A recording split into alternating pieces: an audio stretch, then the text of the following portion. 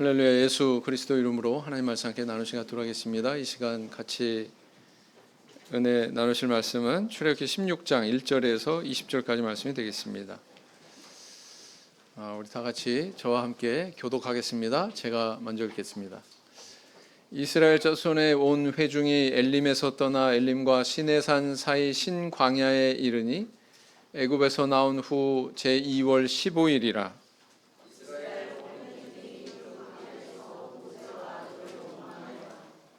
그들에게 이르되 우리가 애굽 땅에서 고기 가마 곁에 앉았던 때와 떡을 배불리 먹던 때 여호와의 손에 죽었다면 좋았을 것을 너희가 이 광야로 우리를 인도하여 내어 이 온 회중으로 죽여 죽게 하는도다.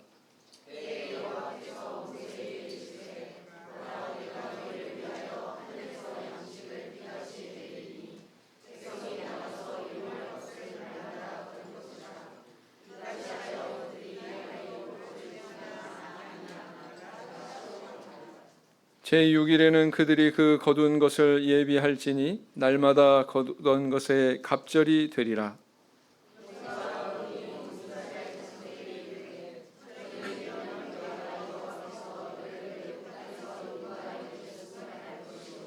아침에는 너희가 여호와의 영광을 보리니 이는 여호와께서 너희가 자기를 향하여 원망함을 들으셨음이라. 우리가 누구간데 너희가 우리를 대하여 원망하느냐?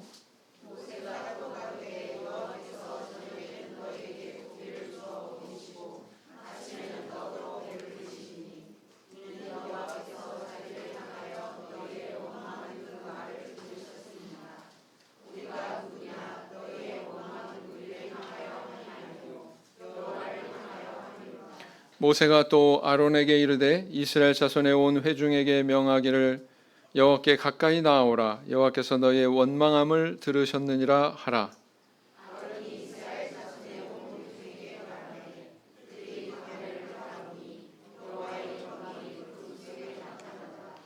여호와께서 모세에게 일러 가라사대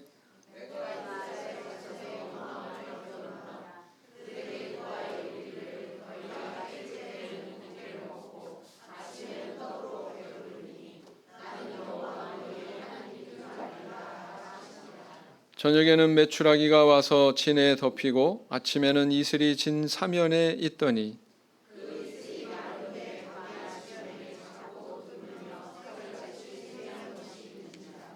이스라엘 자손이 보고 그것이 무엇인지 알지 못하여 서로 이르되 이것이 무엇이냐 하니 모세가 그들에게 이르되 이는 여호와께서 너희에게 주어 먹게 하신 양식이라.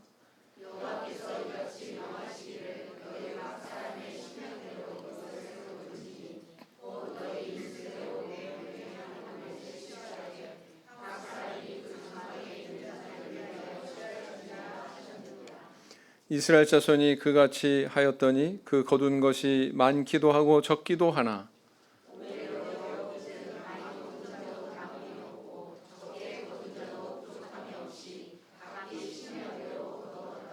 모세가 그들에게 이르기를 아무든지 아침까지 그것을 남겨두지 말라 하였으나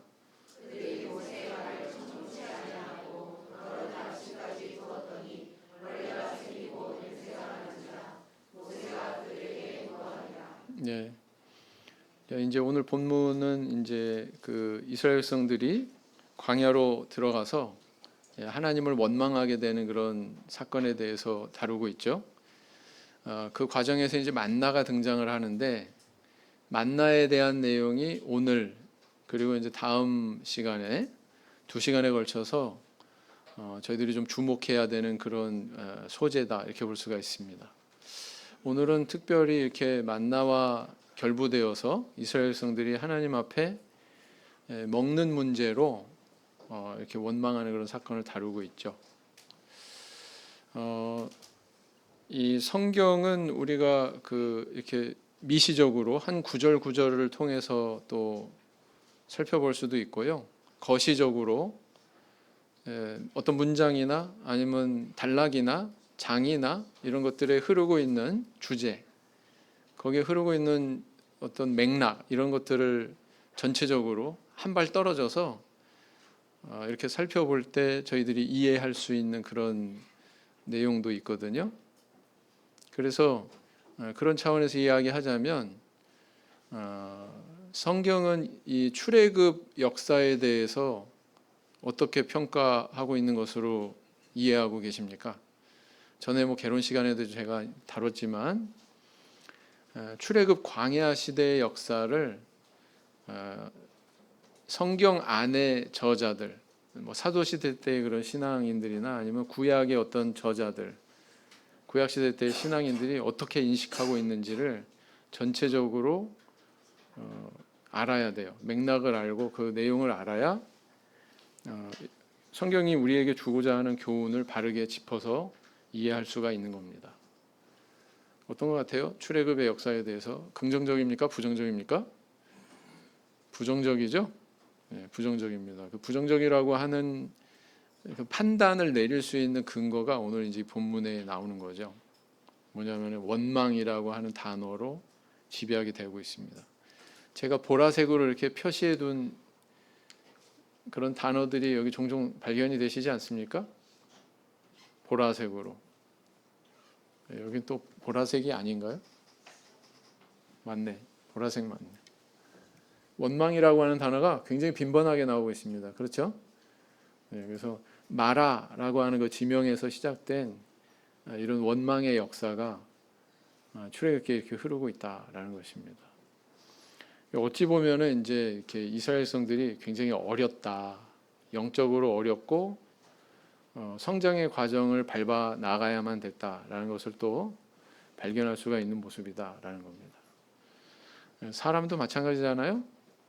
처음부터 이렇게 세례 받자마자 아주 성숙한 그런 신앙을 나타내거나 사람이 갑자기 확 변한다거나 그런 예는 아주 드문 경우예요. 아주 희소한 그런 케이스입니다. 사실은 시간을 두고 신앙의 연륜이 쌓이면서 변화의 과정을 밟게 되는 거죠.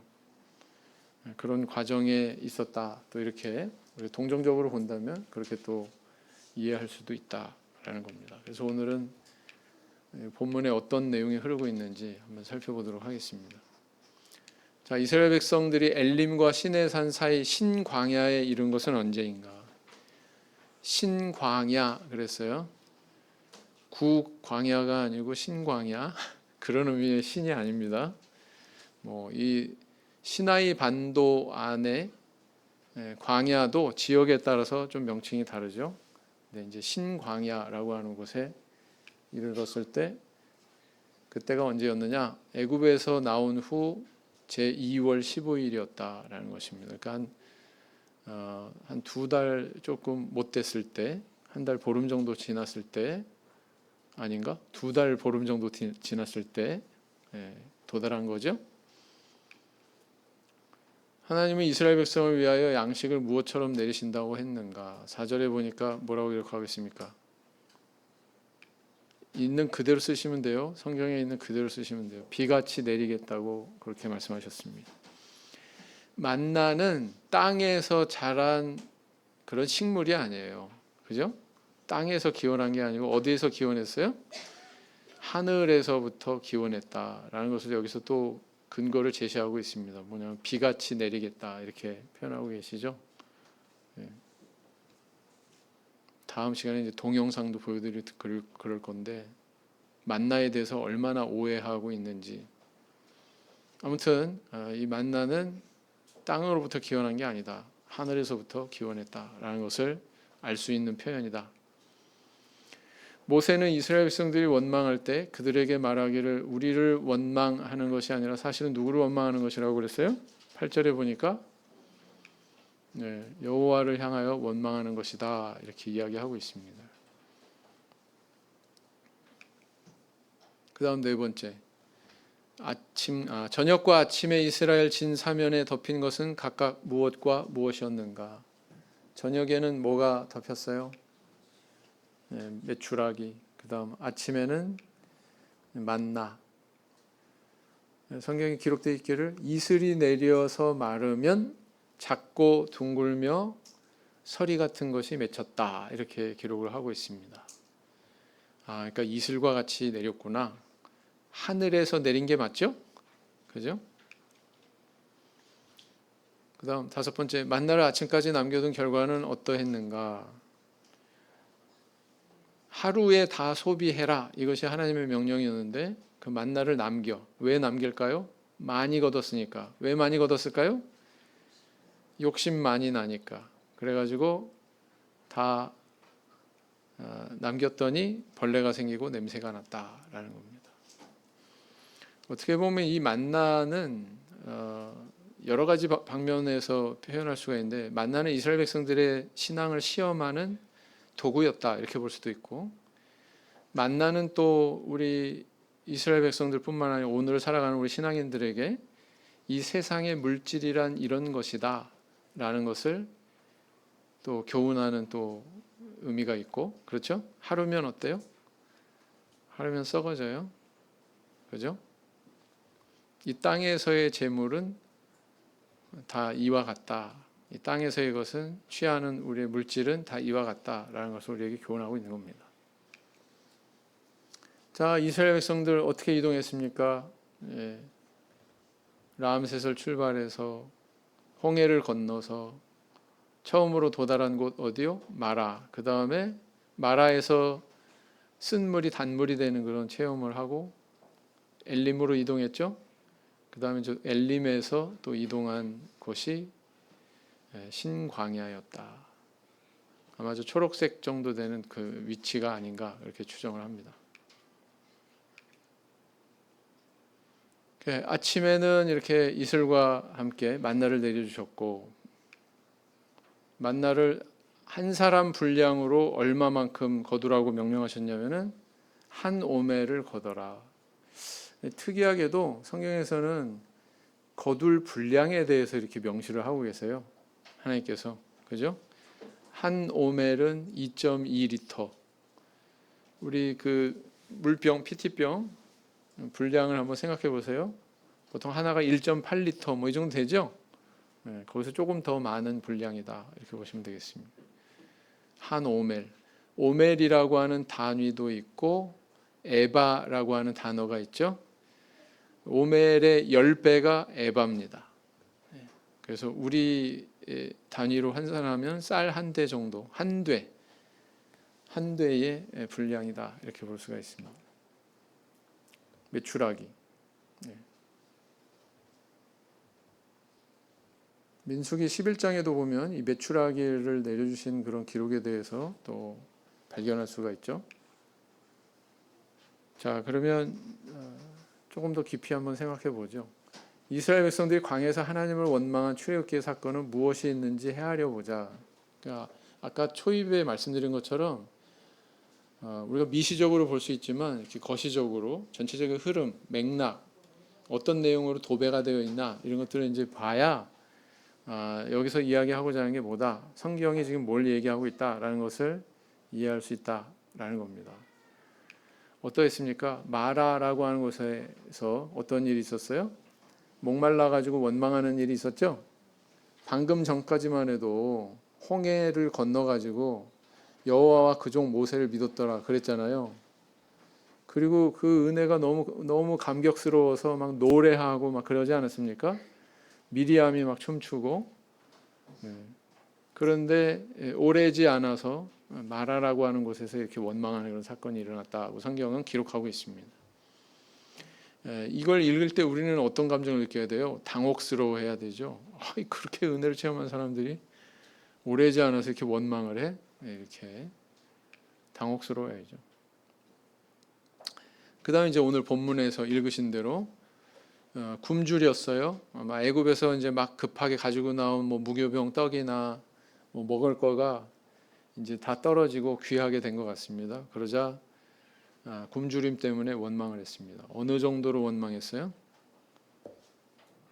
애굽으로 다시 마음이 향했죠. 그 고기가 막 곁에 있던 때가 좋았다. 거기서 실컷 먹고 거기서 죽을 걸 뭐 이런 얘기 하잖아요. 자, 그 다음에 이제 우리가 다음 시간에나 다루게 될 내용인데, 무리바라고 하는 곳에서 또 목마름에 대한 원망을 합니다. 뭐 양식이 없으면 그래도 뭐 오래 견디죠. 물만 있으면. 그죠? 근데 양식이 풍부해도 물이 없으면 어때요? 3일 견디기가 힘들어요. 사람은 생리적으로 그렇습니다. 근데 목마름에 대해서 또 모세와 아론을 원망하죠. 그래서 공통점은 뭐예요? 전부 다 먹고 마시는 문제로 원망을 했다. 모세와 아론을 원망했다라는 겁니다.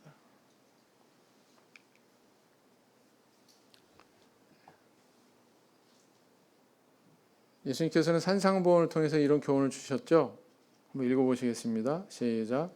그러므로 염려하여 이르기를 무엇을 먹을까, 무엇을 마실까, 무엇을 입을까 하지 말라.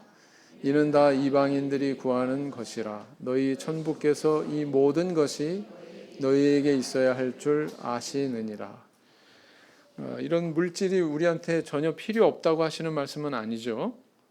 분명한 것은 그러니까 무엇을 우선순위에 두고 살고 있느냐라는 것을 묻고 있는 거예요. 그래서 이런 말씀을 주시는 겁니다. 이스라엘 백성들이 광야에서 하나님을 원망한 민수기의 사건은 무엇이 있는지 헤아려 보자 그랬습니다. 여러분 출애굽기뿐만 아니라 민수기에도 광야에서 있었던 여러 가지 사건을 기록을 하고 있는데 중첩되는 내용도 있고, 다시 말하면 출애굽기에도 나오고 민수기에도 나오는 내용도 있고, 또 민수기에만 나오는 그런 내용도 있습니다.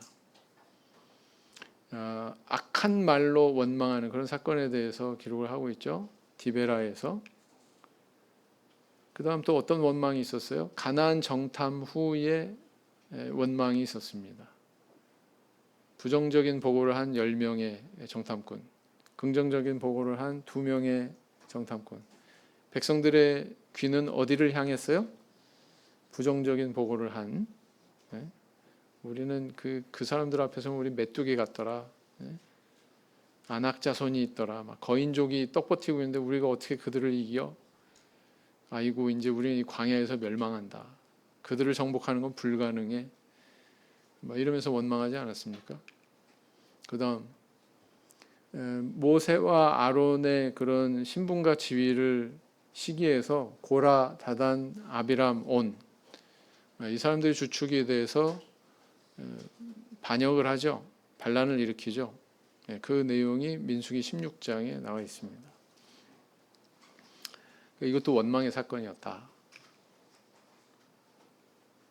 그 다음 이 사람들이 땅이 벌어져 가지고 삼킨바 돼 버립니다. 그들이 이렇게 징계받는 것에 대해서 또 원망하죠. 이스라엘 백성들이. 그래서 참 원망의 종류도 다양하구나라는 걸 알 수가 있습니다. 그 다음 거친 행로에 대해서 또 원망합니다. 사막의 그런 행로가요 얼마나 거치냐면 성지순례 가보면 이렇게 언덕이 있거든요. 언덕이 있는데 모래로 쫙 깔려 있어요. 자, 그럼 모래를 밟으면 어떻게 될까요? 주르륵 흘러내려요. 전진이 안 돼요. 그래서 평상시에 평범한 길을 갈 때는 몇 발짝이면 갈 거리를 한 20발짝을 떼야 갱신이 도달하는. 왜냐하면 계속 흘러내리니까, 모래가 흘러내리니까 앞으로 전진이 안 되는 거죠. 아, 이스라엘 백성들도 이랬겠구나. 그런 생각을 해보게 됩니다. 그래서 그로 인해서 원망했다라는 겁니다. 여러분들 이런 원망의 그런 이유에 대해서 다 살펴보면 어때요? 오늘날 우리도 충분히 할 수 있는 원망의 요인이에요, 아니에요? 충분히 우리도 가질 수 있는 원망의 이유들입니다. 맞죠? 그래서 그런 점에서 우리가 이것을 유의해서 봐야 된다. 우리는 이 원망의 마음이 들어서 그걸 그냥 마음속으로만 품고 있을 수도 있고 그게 밖으로 표출이 될 수도 있어요. 그렇죠? 자기 마음속에 품고만 있으면 그래도 파급력이 적은데 이 원망이라고 하는 게 참 그러기가 쉽지가 않죠. 바깥으로 이게 표현이 된단 말이에요. 그러면은 이것은 굉장히 파급력이 커진다. 악영향이 커진다라는 것입니다. 그래서 이스라엘 백성들은 이렇게 연약한 그런 믿음의 상태에 있었다. 믿음의 수준에 있었다라는 것을 알 수가 있죠. 그래서 우리의 입을 조심해야 돼요. 바깥으로 표현되지 않게 조심해야 돼요. 야고보서 3장 6절을 보시겠습니다. 같이 읽겠습니다. 시작. 혀는 곧 불이요 불의의 세계라. 혀는 우리 지체 중에서 온 몸을 더럽히고 생의 밖귀를 불사르나니 그 사르는 것이 지옥불에서 나느니라 그랬어요. 과거에는요, 그 불미스러운 일들이 참 많았었는데 지금보다 비교할 때 지금보다 굉장히 비일비재했는데 그 근원이 다 입에서 시작이 되더라고요. 입에서. 특히 원망의 말이 나올 때 그렇더라고요. 쉽게 얘기하면 과거에는 워낙 경제적으로 힘들다 보니까 이렇게 교회들이 다 모여가지고 대표 대회를 하면 거기서 무엇 때문에 옥신각신했냐면은 총회 납부금을 얼마를 내냐, 얼마나 깎느냐, 못 깎느냐 이거 가지고 옥신각신했습니다. 오늘날엔 그런 거 있어요? 없어요? 오늘날엔 그런 거 없어요. 근데 과거엔 그랬다. 연총 회의 가서도 참 창피한 얘기지만 우리 좀 납부금 좀 깎아주세요. 막 이런 일도 있었단 말이에요. 뭐 안에서 세는 바가지 밖에서 안 셉니까? 그랬단 말이에요. 지금은 어때요? 지금은 더 내겠습니다. 이렇게 얘기하죠. 어떤 게 좋은 것 같아요? 깎는 게 좋은 것 같아요? 그거 깎아봐야 1년에 뭐 몇십만 원밖에 안 돼요. 몇십만 원밖에 안 된다니까. 깎아봐야 깎는 액수가. 웃기지 않습니까? 근데 지금은 전혀 그렇지 않습니다. 오히려 더 기여하려고 그러고 더 납부하려고 그러고 그런 연약한 때가 있었다. 그 다음 순종하고 복종하라 이렇게 또 교훈을 하고 있죠. 히브리서 13장 17절 읽어보겠습니다. 시작. 너희를 인도하는 자들에게 순종하고 복종하라. 저희는 너희 영혼을 위하여 경성하기를 자기가 회개할 자인 것 같이 하느니라. 저희로 하여금 즐거움으로 이것을 하게 하고 근심으로 하게 말라. 그렇지 않으면 너희에게 유익이 없느니라. 그래서 인도하는 자들은 여러 사람이죠. 여러 존재일 수가 있죠. 목회자일 수도 있지만 뭐 장로님, 집사님일 수도 있고 뭐 교회 임원일 수도 있고 그죠? 또 한 가정의 가장일 수도 있고 그렇습니다. 자, 원망하지 말라고 하는 교훈에 대해서는 직접적으로 야고보서에 이렇게 또 기록하고 있네요.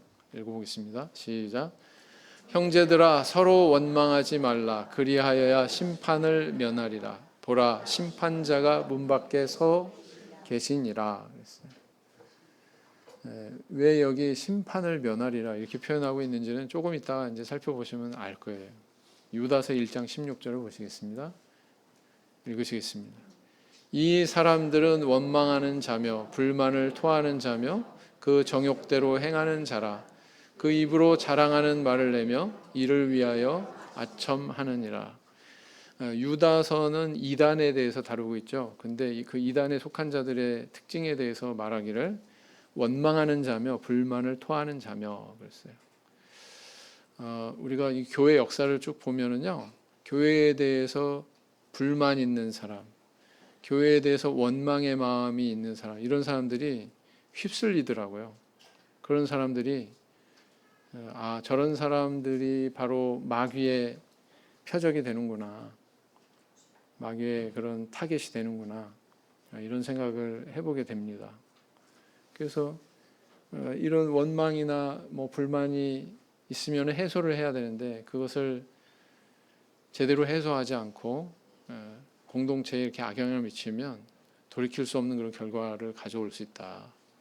돌이킬 수 없는 그런 길을 가게 된다라는 것입니다.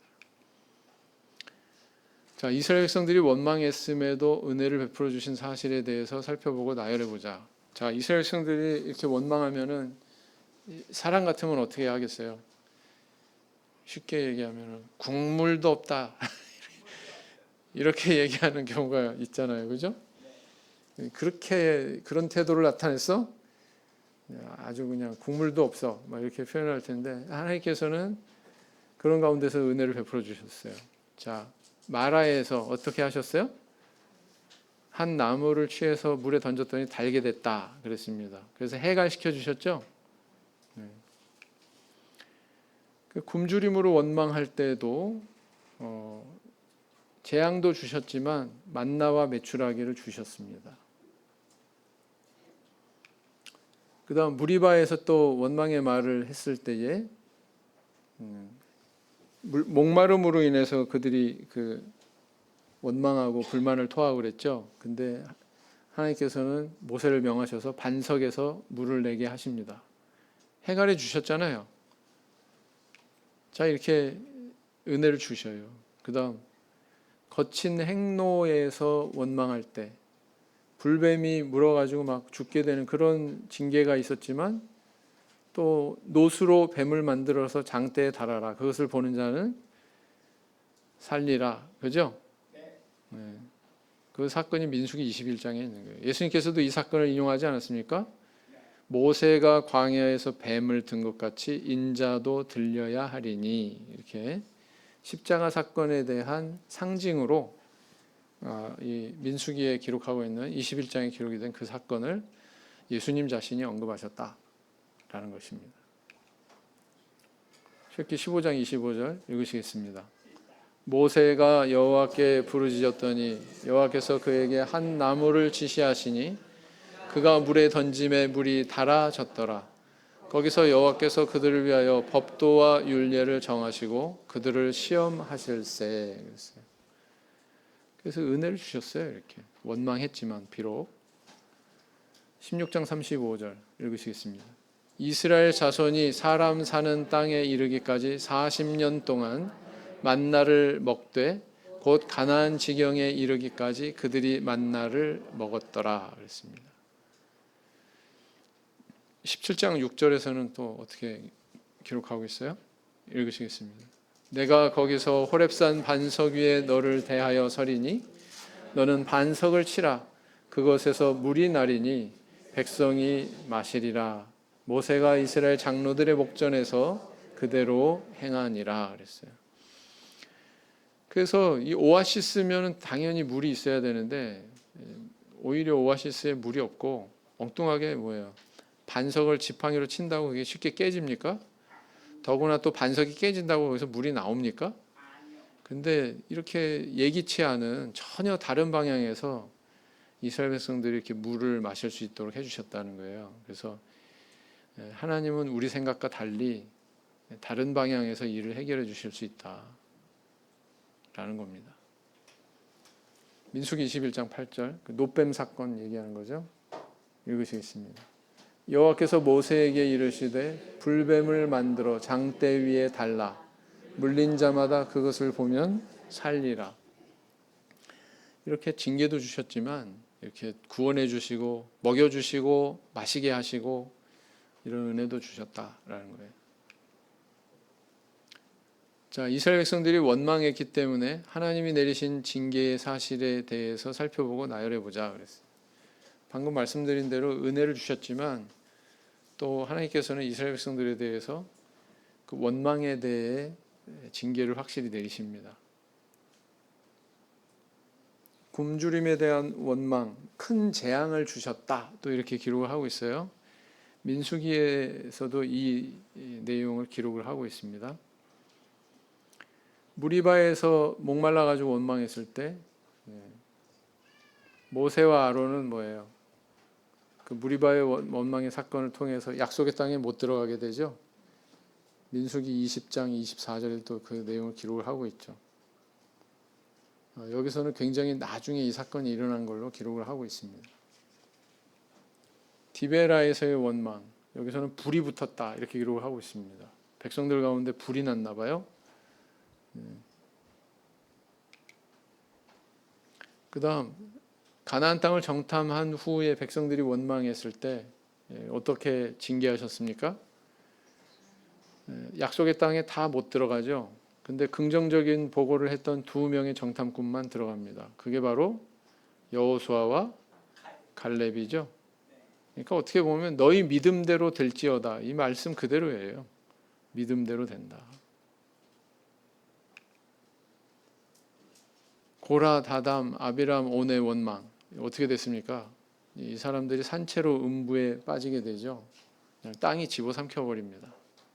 그런 징계를 당하더라라는 겁니다. 그들도 심판한 그런 일에 대해서 이 고라, 다단, 아비람, 온 이들을 심판한 것에 대해서 백성들이 또 원망합니다. 그 원망에 대해서는 또 연병이 퍼졌다 이렇게 기록을 하고 있죠. 그래서 뭘 알 수 있어요? 이런 기록을 통해서 뭘 알 수 있습니까? 원망에는 뭐가 따른다? 하나님의 징벌이 따르는구나 라는 것을 우리한테 분명히 보여주고 있죠. 구원하시고 먹여주시고 마시우시고 이런 은혜도 주시지만 한편으로는 그 잘못에 대한 책임은 어때요? 준엄하게 다 묻고 있는 것을 우리는 알 수가 있죠. 그렇죠? 네, 그렇다라는 겁니다. 왜냐하면 이렇게 해야 균형이 맞는 거예요. 이렇게 해야 공의가 충족되는 거예요. 이렇게 해야 상황이 해소가 되는 겁니다. 거친 행로의 원망, 이거 불뱀 사건. 네, 불뱀이 물어서 백성들이 죽게 되지요. 또 노뱀을 보고 산 사람도 있지만 또 죽은 사람도 있다. 그래서 원망이라는 것이 참 얼마나 우리에게 치명적인가를 알 수가 있습니다. 어떻게 기록하고 있나요? 구체적으로 민수기와 교차적으로 이렇게 살펴보면 이렇습니다. 민수기 11장 33절에 읽으시겠습니다. 고기가 아직 이 사이에 있어 씹히기 전에 여호와께서 백성에게 대하여 진노하사 심히 큰 재앙으로 치셨으므로 그랬어요. 아마 이게 뭐 온역 같은 그런 전염병이지 않았을까? 큰 재앙이 그렇게 이제 추정을 하죠. 21장 6절 읽으시겠습니다. 여호와께서 불뱀들을 백성 중에 보내어 백성을 물게 하심으로 이스라엘 백성 중에 죽은 자가 많은지라. 민수기 16장 30절에서 31절 같이 읽겠습니다. 만일 여호와께서 새 일을 행하사 땅으로 입을 열어 이 사람들과 그들의 모든 소속을 삼켜 산채로 음부에 빠지게 하시면 이 사람들이 과연 여호와를 멸시한 것인 줄을 너희가 알리라. 이 모든 말을 마치는 동시에 그들의 밑에 땅이 갈라지니라. 그다음 민수기 16장 46절 읽어보시겠습니다. 이에 모세가 아론에게 이르되 너는 향로를 취하고 단의 불을 그것에 담고 그 위에 향을 두어 가지고 급히 회중에게로 가서 그들을 위하여 속죄하라. 여호와께서 진노하셨으므로 연병이 시작되었음이니라. 그래서 앞서서 이렇게 심판하신 것에 대해서 또 원망하니까 그 원망에 대해서 또 이렇게 연병이라고 하는 징벌로 또 하나님께서 백성들을 치시는 것을 보게 되죠. 다섯 번째, 광야 시대 이스라엘 백성에 대한 성경의 평가는 어떠한지 찾아보고 이야기해 보자. 어떻게 보면 이게 종합하는 거예요. 오늘의 이 본문의 의미에 대해서 성경 전체 흐름을 통해 메시지를 저희들이 취하는 그런 항목이죠. 이런 여러 사건들이 보여주듯이 출애굽 광야 시대에 대한 성경의 평가는 부정적입니다. 성경의 평가가 부정적이에요. 이 성경의 평가가 어디에 나와 있냐면 출애굽 광야 시대에 대한 평가가 굵직하게 한 세 군데 등장한다 이렇게 볼 수가 있습니다. 시편 78편, 고린도전서 10장, 그 다음에 히브리서 3장 이렇게 있습니다. 근데 한결같아요. 거기에 기록된 내용은 한결같이 부정적입니다. 출애굽 광야 시대의 그 모습에 대해서 그 시대는 원망과 불신과 우상 숭배와 배반과 반역 이런 걸로 점철된 신앙 실패의 역사였다라는 것을 보여주고 있어요. 제가 지금 얘기한 구절이 요 밑에 다 있죠. 시편 78편, 고린도전서 10장, 히브리서 3장 이렇습니다. 시편 78편 37절 읽으시겠습니다. 이는 하나님께 향하는 저희 마음이 정함이 없으며 그의 언약에 성실치 아니하였음이로다. 무슨 얘기입니까? 이스라엘 백성들이 어떠해야 됐다는 거예요. 마음에 정함이 있었어야 된다. 어떤 정함이 있어야 돼요? 하나님께서 약속하셨어요. 너희들을 가나안 땅에 들이겠다. 가나안 땅에 들이게 하려고 그것을 믿었기 때문에 뭐예요? 누구의 뼈를 취했어요? 가나안 땅에 갈 것이다 라고 하는 그런 미래를 확신했으니까 요셉의 뼈를 취하지 않았겠습니까? 그의 유언대로 약 500년 전에 했던 요셉의 뼈를 취하고 그들이 나가지 않았겠어요? 근데 그들이 취한 행동과 모순되게 아이고 애굽에서 죽을 때가 죽을 걸, 시컷 먹고 애굽에서나 죽을 걸, 너희들이 이 광야에서 우리를 죽여 죽게 하는도다, 굶겨 죽인다, 막 이렇게 원망하고 하는 모습은 요셉의 뼈를 들고 나간 그들의 행동과는 상반되잖아요. 정함이 있어요, 없어요? 정함이 없는 거예요. 그래서 그 하나님이 주신 그런 언약에 대해서 성실치 않은 겁니다. 그게 내가 가나안 땅에 드릴 거야. 그러면 그걸 믿고서 계속 나가야 되는데 여호수아와 갈렙 같이 그 이제 흔들려 버린 거죠. 78편 40절에는 또 이렇게 기록하고 있습니다. 읽어보시겠습니다. 저희가 광야에서 그를 반항하며 사망에서 그를 슬프시게 함이 몇 번인고, 몇 번인고 이렇게 묻는 거는 많다는 거예요, 적다는 거예요? 많았다는 거예요. 고린도전서 10장에는 7절 같이 읽을 수 있습니다. 저희 중에 어떤 이들과 같이 너희는 우상 숭배하는 자가 되지 말라. 기록된 바 백성이 앉아서 먹고 마시며 일어나서 뛰는 다음과 같으니라 그랬어요. 이스라엘 백성들 금송아지 우상 숭배했죠? 그 다음 10절. 저희 중에 어떤 이들이 원망하다가 멸망시키는 자에게 멸망하였나니 너희는 저희와 같이 원망하지 말라. 그래서 우상 숭배의 역사였다, 원망의 역사였다. 출애굽 광야 시대의 역사에 대해서 이렇게 평가를 하고 있어요. 바울 사도도. 그런 그 역사에 대해서 어떻게 우리는 교훈을 받아야 되나도 여기에서 답을 제시하고 있는 거죠. 어떻게 교훈을 받아야 돼요? 그들은 원망했지만 반면교사로 삼아서 우리는 원망하지 말자 이렇게 얘기하고 있는 거예요. 그죠? 그러니까 성경을 읽으실 때 뭐 막 멸망하고 징계받고 막 이러는 내용을 읽을 때 불쾌하게 여기시고 막 지나가고 싶고 건너뛰고 싶고 건너뛰지 마시고 다 읽으셔야 돼요. 그게 현실이에요. 네. 그렇게 하되 이들은 이랬으니까 우리는 조심하고 경성하고 이 길로 가지 말아야 되겠다. 이게 바로 성경을 바로 읽는 태도다라는 겁니다. 맞죠? 네. 왜냐하면 바울 사도가 저렇게 얘기하고 있으니까. 너희는 저희와 같이 원망하지 말라.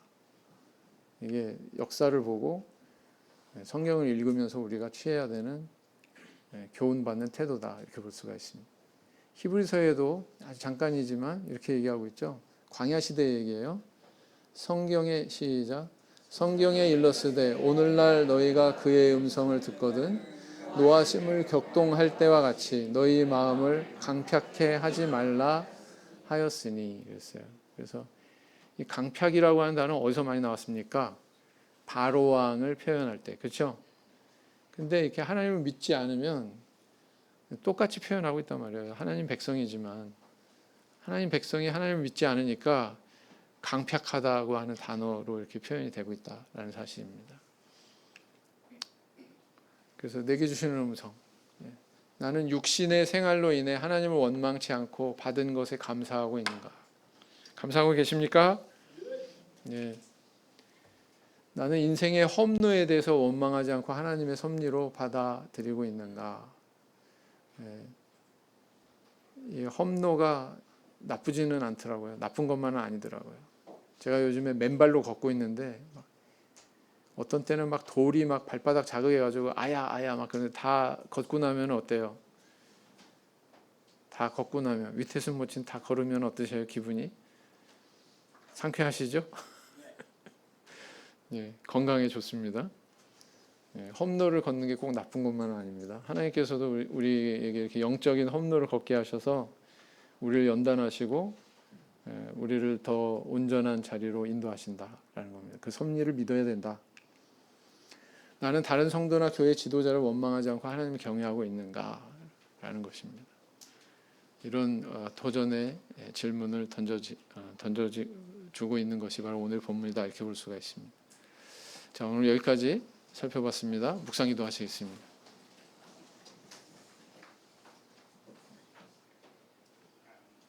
아멘.